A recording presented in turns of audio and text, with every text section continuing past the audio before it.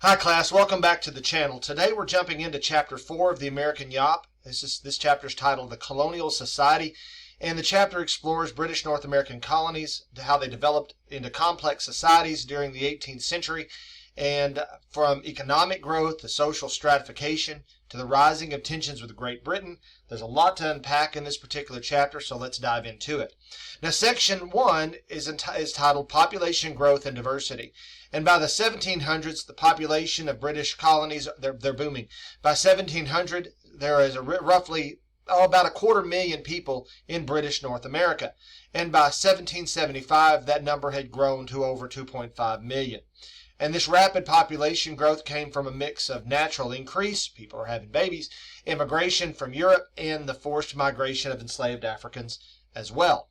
Now, the colonies were becoming more ethnically and racially diverse.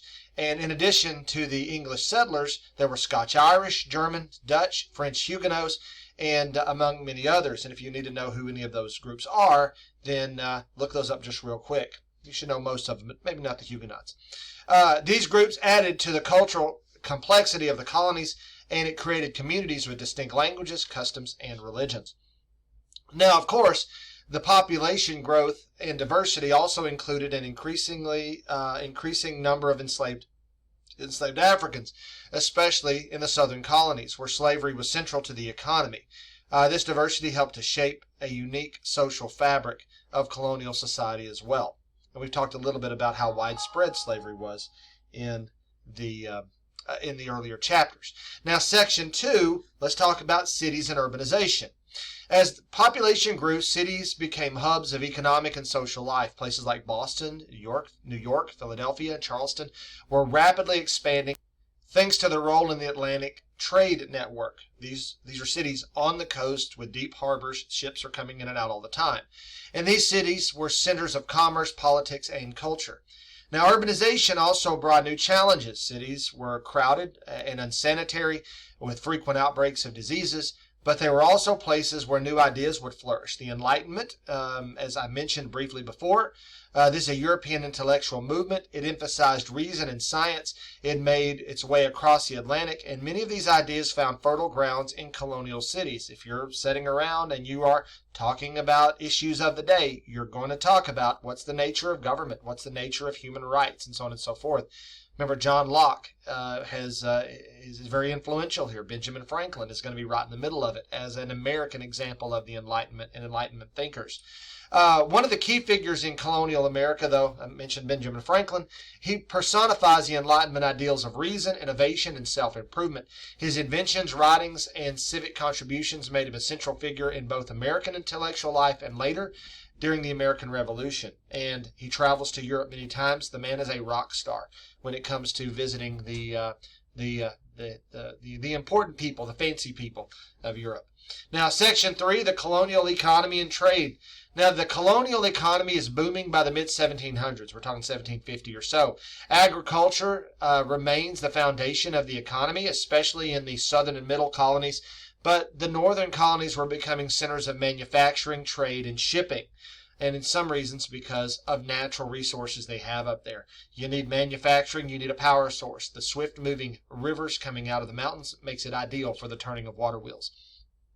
Colonial merchants are going to trade goods like tobacco, sugar, and timber across the Atlantic in exchange for British manufactured goods, and this creates a profitable transatlantic economy known as mercantilism. Now, under this system, the colonies supplied raw materials to Britain and were expected to buy British goods in return. And this arrangement benefited the British.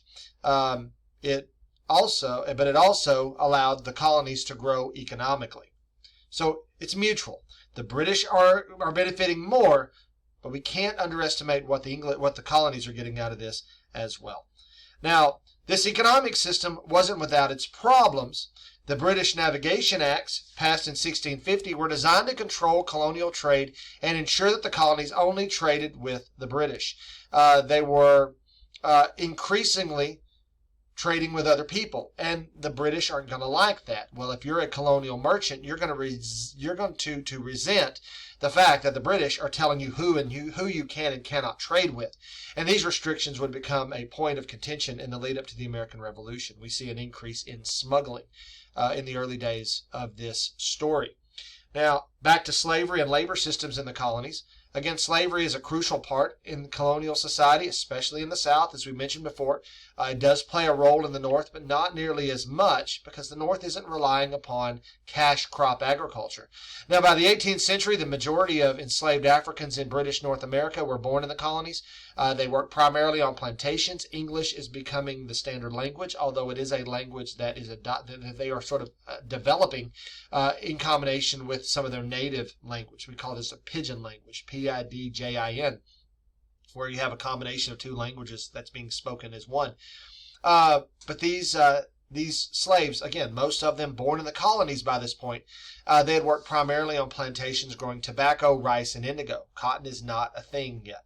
People are growing cotton, but we will discuss in future chapters why it's not a profitable thing right now. You can't grow entire fields of cotton just yet. Now, the system of slavery that's developing here, it's going to reduce Africans and their descendants to the status of property. And this is going to be something we will have to look at later on, because if you look at John Locke, property is a big deal in his philosophies. These folks had no legal rights to speak of, very few personal freedoms. Some plantation owners may give freedoms to some of their slaves. Here, take the gun and go shoot a deer. Some of them are allowing the right to read or the privilege to read. But as we start to see slave rebellions break out, many of these personal freedoms will begin to be chiseled away. Enslaved people are going to live in harsh conditions in most cases. Again, every plantation is different, but on the whole, these are harsh conditions, constant violence, exploitation, but also it's just the fact that you're not free. Now, while slavery was most dominant in the South, it was also present in the northern colonies, as I mentioned, where enslaved Africans worked in cities as domestic servants, as craftsmen. In colonial economy is going to be deeply tied to this. The Atlantic slave trade, many of the ships that bring slaves from Africa are sailing out of northern harbors like Providence, Rhode Island. And it's not only bringing wealth to merchants, but it's entrenching a racial hierarchy throughout American society, North, Middle, and South. Now, by 1750, there were nearly 500,000 enslaved peoples in the colonies. Slavery would shape the development of colonial society and would have lasting consequences as we go through into the future United States. Section 5, Colonial Society and Social Stratification. We're going to start to develop some social classes within American society in different places. Colonial society would be highly stratified, meaning that there were clear social classes. At the top, there were wealthy landowners, merchants, and planters. These folks controlled much of the colony's wealth and political power. When you were appointed or selected to serve in the colonial legislatures, you were probably in one of these groups. Below them were small farmers, artisans, and tradespeople, who made up the majority of the population. And at the bottom, the social hierarchy, these were indentured servants and enslaved Africans. And indentured servants are going to work for a set number of years in exchange for a passage to the colonies, as we've discussed before. But if you're an enslaved African, you're considered property and your status is for life, unless you have a master that chooses to emancipate you. And that happens sometimes, but not often. And there's nothing saying that it will necessarily happen to you. The legal and social systems in the colonies are going to be designed to maintain this hierarchy, often reinforcing racial divisions. Now, despite the rigid social culture, the colonies are also going to offer a degree of social mobility for white settlers. And land was more readily available than in Europe here, so that's one thing that's attracting indentured servants over, and why people accumulate such large parcels of land, such large estates very early on. If you were some of those first settlers to arrive, you sort of had a leg up on the claiming of property. Many colonists were able to improve their economic standing over time, but enslaved Africans, indigenous peoples, colonial society was very oppressive and exploited for the most part. Although there are some situations in here that make us kind of scratch our head. So you can go look up some of the realities. Go into some of the slave narratives. As colonial society grew more complex, as we wrap this up with section 6, so did the relationships with Great Britain. The colonies were still loyal to the British Crown, but tensions were simmering beneath the surface. Colonial assemblies had gained power, and many colonists saw themselves as entitled to the same rights as British citizens. But the colonies were becoming more politically independent, and as they grew wealthier, many colonists resented British attempts to regulate their economies and limit their political power. And this growing sense of autonomy set the stage for future conflicts with Great Britain. So by the mid-18th century, that's the 1700s, the stage was set for growing tensions between the colonies and Great Britain, particularly around issues like taxation, trade, restrictions, and political representation. And we'll talk more about political representation as we move through. These tensions would eventually lead to American Revolution. But for now, colonial society is thriving and it's expanding. And it's beginning to kind of work its own way into dealing with some of these problems, not necessarily relying upon the English to solve the problems for us. So our conclusion in Chapter 4 of the American Yawp gives us a glimpse of the complexity of this society, this colonial society we're talking about. The British North American colonies are diverse. They're rapidly growing. They're increasingly independent. You can thank the Enlightenment and the Great Awakening for some of this. And the fact that England is just leaving us alone over here in this process that we will call salutary neglect. But they were also deeply unequal, with wealth and power concentrated in the hands of a few, and the system of slavery, of course, and racial hierarchy as well shaped much of society. So as the colonies continued to grow, so did their ambition for self-governance and economic freedom.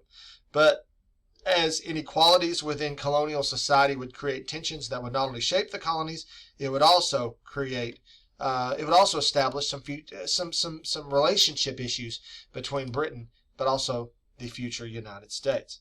So thank you for joining me on this. If you want to hit the like button, subscribe, that's great.